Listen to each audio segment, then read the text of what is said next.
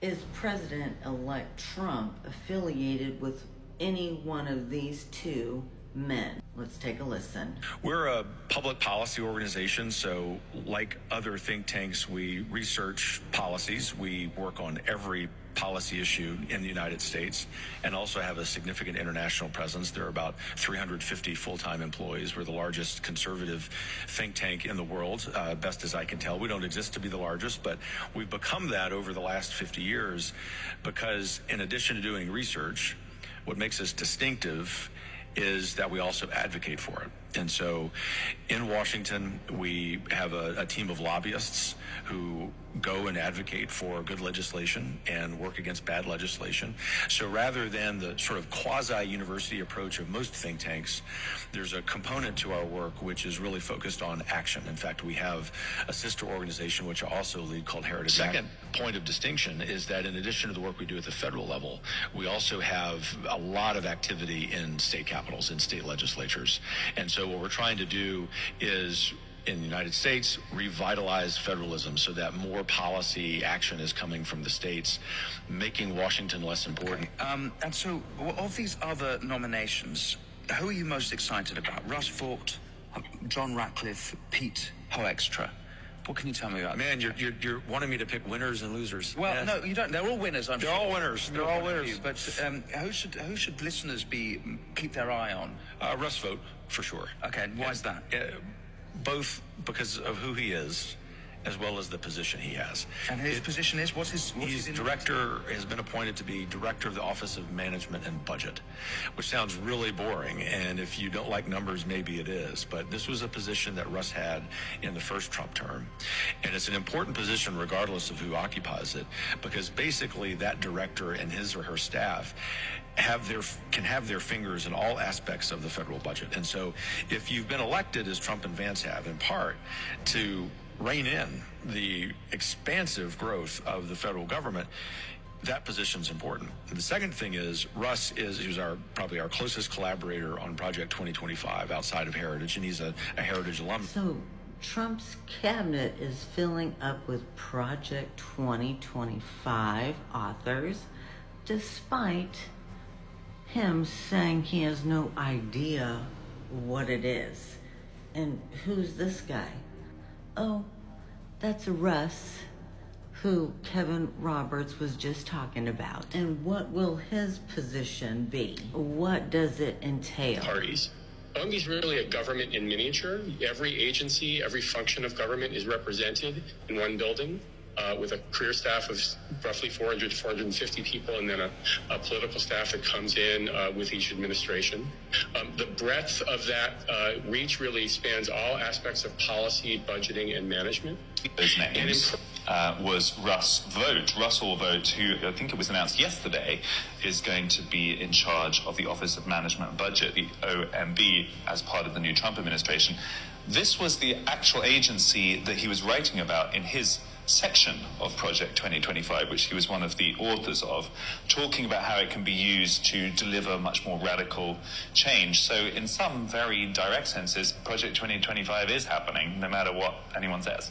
Russ is the greatest living conservative expert on the Office of Management and Budget. Not only did he write that chapter in Mandate for Leadership, he also served in that capacity in the last Trump term. And so if there's anyone who understands how you legally, appropriately, and aggressively use the Office of Management and Budget to do the will of the American people rather than the will of Washington elites, it's Russ Vought.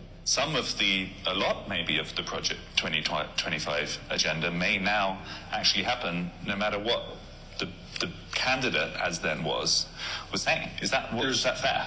It is fair, and there's no doubt that will happen.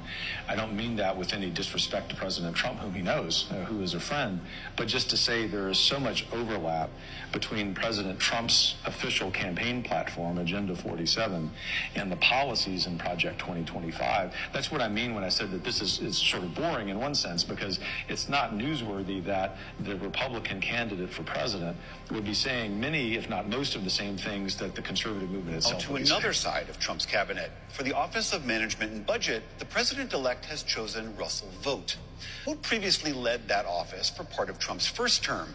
He is also a co-author of Project 2025, the controversial Heritage Foundation blueprint for a second Trump term. Now, OMB, us wonks know that's the Office of Management and Budget, but what exactly does that agency do? Anything that's a whole of government execution, this is really the management tag, anything that's whole of government involving multiple cabinet agencies, we would have a hand in making sure the president's prerogatives are being championed through the bureaucracy. Well, it's that experience, along with some other of your attributes, that excites me that you're such a vital part of Project 2025, which is a conservative movement-wide effort to prepare the next president, whoever he or she ends up being.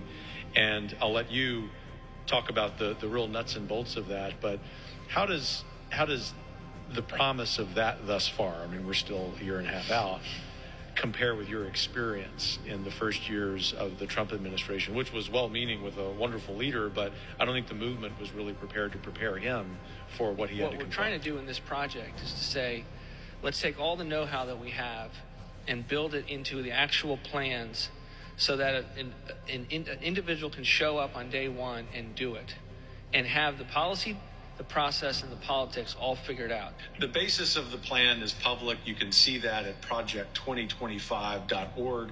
There are parts of the plan that we will not share with the left. The executive orders, the rules and regulations. Just like a good football team, we don't want to tip off our playbook to the left. But the real issue is that Donald Trump himself is going to leave a lot of the governance of the federal government to other people. And this is those people, a lot of those people saying, here's what I want to do with being a nation that's for God. That's a consensus that we want to renew in this country. A big part of what we do is reestablishing that notion in our public policy, and to be able to argue on the basis of public policy those certain... Sounds pretty radical. And then on the other hand, it seems like it would be a good idea. Get back to God and, but you need to see the actual foundation that Project 25 has laid. And it is the opportunity for the United States to form an image to the sea beast and for us to speak as a dragon, to enforce religious laws. And they're all about the Christian Sabbath, which they call Sunday. The notion that we're going to solve this by just going along with the way we've done it for the last 40, 50 years, and our side thinking this is, we just win this court case, everything will be successful. No, we are ready with the types of battle plans that are necessary to save the country. What we're doing here is building not just for 2025, Steve, but for the next century in the United States. And that's why MSNBC and that history professor have lost their ever-loving minds, because they've never seen the political right be this organized, this focused, this rational about taking power and actually using it appropriately, as the Constitution says. We're not going to save our country without a little confrontation. If you're not willing to count the cost, I don't want to serve with you. I really do not want to serve with you in government if you have not been willing to acclimate yourself to the possibility that you will have to spend a night in jail, that you will have to tell your family you may not see me for a while. That is the only mentality that we will save our country. And when we all start understanding it, and courage is contagious, we will have an army of people that are ready for the conflict that is coming with regard to what the left will throw at us and the types of policies and proposals, all constitutional, that are necessary for us to stand in the breach. America cannot and will not survive. Otherwise, our time calls for an American crusade, yes, a holy war for the righteous cause of human freedom. And if we don't crusade a holy war, a righteous holy war for freedom, we're not going to save it. I come full circle in this response and just want to encourage you with some substance that we are in the process of the Second American Revolution.